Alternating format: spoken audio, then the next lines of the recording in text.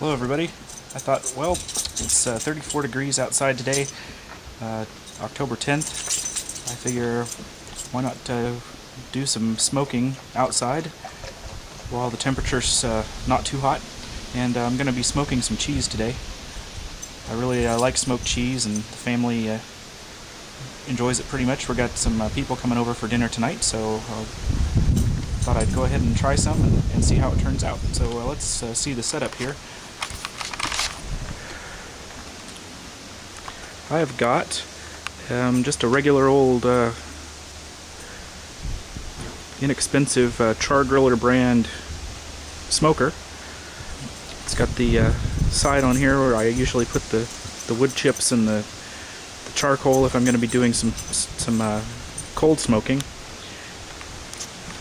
And what I've got here, I've got some bricks, I've got some hickory wood, some charcoal starter, and I've got about 6 bricks of charcoal here.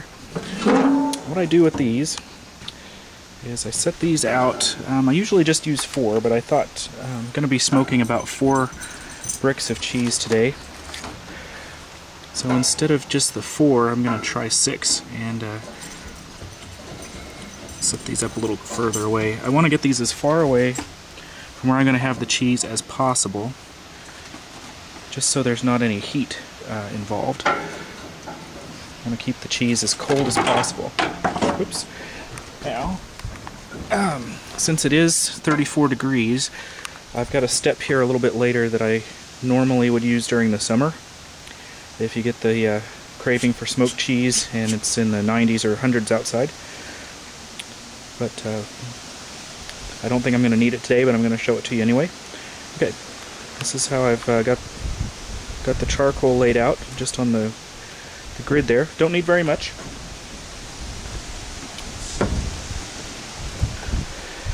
And I'm going to put a little bit of lighter fluid on those. Get them nice and soaked.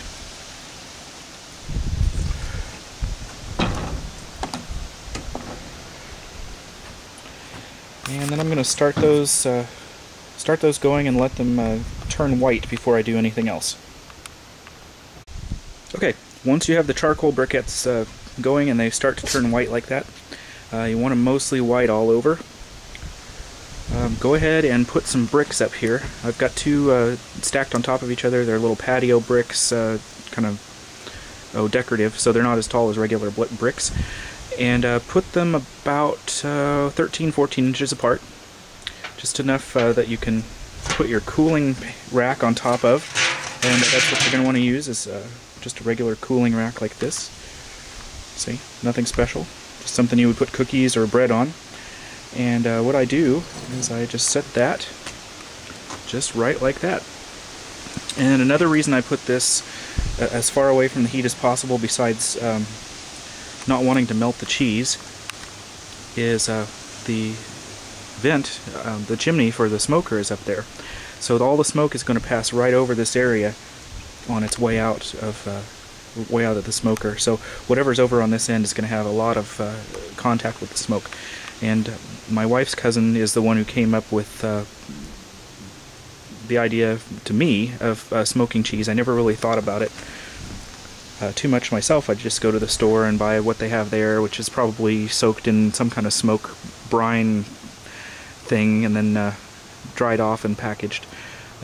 What he does is he has a little barrel smoker, so there's a little bit more heat involved with his, and he uses little aluminum bread pans and puts the cheese in those and smokes the top of the cheese. But as the process goes on for about an hour, 45 minutes, he stirs the cheese as it's melting, so there's a smoke flavor throughout. And what I like to do, I've kind of developed this after viewing some websites about smoking cheese, is I like to take, in the summer, if it's hot outside, I take a little aluminum cake pan or pie pan like that. I fill it full of ice, and I stick it under here so it keeps this general area cooler, because this is a black grill. There's some heat involved over here with the coals, and you really get the melted cheese effect if you don't put this pan underneath with ice. So, we're going to wait just a little bit longer until these turn white, and then I'm going to put, I've just got regular hickory chunks. If you like mesquite, you could go ahead and use those. I don't happen to like the flavor of mesquite quite as well as I do the hickory. I've used apple wood, I've used cherry wood, and both of those have turned out very, very well. That's kind of small. We're going to use a little bit bigger than that. I'll dig through here and find something bigger. I don't soak them first. We're not dealing with major heat, major flames here. So we're only working for about 45 minutes to an hour. You're going to end up with a black piece of wood at the end, but it's not really going to be anything that catches on fire if you do it right. Okay, so we'll keep waiting here for this to turn white, and then I'm going to put the wood on top of the coals. I'm going to put the cheese on the rack, and I'll show you that here in a minute, and then we'll close everything up. Okay, here we are. The coals are almost white completely. So what I'm going to do at this point, before I put the wood on top, I've filled the pan with ice. And again, if it's cold outside, you really don't need to do this step, but I usually do it during the summer, and it's good insurance just in case. Now, I'm also going to put the cheese on before I do anything else with the wood. And you can use any cheese. I'm just using Colby. There's a mixture of Colby and Monterey Jack.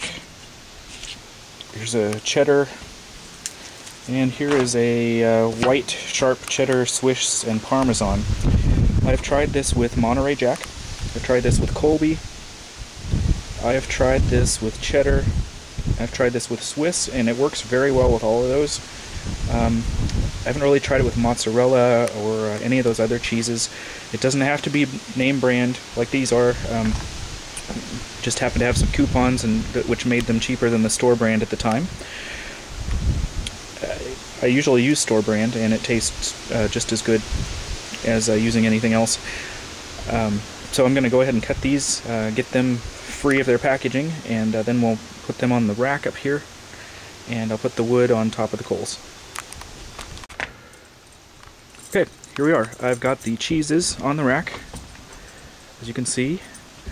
Get some maximum coverage there from the smoke, lifts them up off of the ground, or off of the grill itself, and the smoke is going to be able to flow over those pretty well. And I've just put the wood on top of the coals, nothing special. I've got an extra piece here just in case one of them flares up and I need to knock it off. So what I'm going to do here, I'm going to close this up. You can see it's starting to smoke already a little bit. I'm going to close that. I'm going to make sure that the vent is open all the way on that side. And then I'm going to close this. You can see, I don't know if you can see it yet, but the smoke is already starting to come up through there. I'm going to close the rest of the grill. And I'm going to not have the top open quite as much as the side. That'll let the smoke stay in there a little bit longer. And as you might be able to see just a little bit, the smoke is starting to come out. Now, I'm going to keep watching this through the window. I'm not going to stay out here because my hands are starting to freeze, and I'm going to keep watching it, make sure the smoke is coming out in a steady stream. It's really going to be coming out quite a bit here in just a few minutes. If you notice in the hour to 45 minutes that the smoke is starting to diminish, one of two things has happened. Either your piece of wood is caught on fire, and you need to knock it loose and put another piece of wood on top, or the coals have gone out and they're really not producing any more heat yet. In which case you need to kind of watch it. 45 minutes to an hour is about all you're going to get out of it, but that is just enough time to give you a really good flavor. Okay, here we are. I opted for the hour instead of the 45 minutes. Got a good amount of smoke coming out here. End result on that last piece of wood, not too bad. One of them burned up, the other one kind of went out. I'm making a little bit of smoke, not too much. But yeah, lots of smoke there, lots of good flavor coming through, and here we go. It smells really, really good. I'm going to I washed my hands, of course. I'm going to take this cheese off.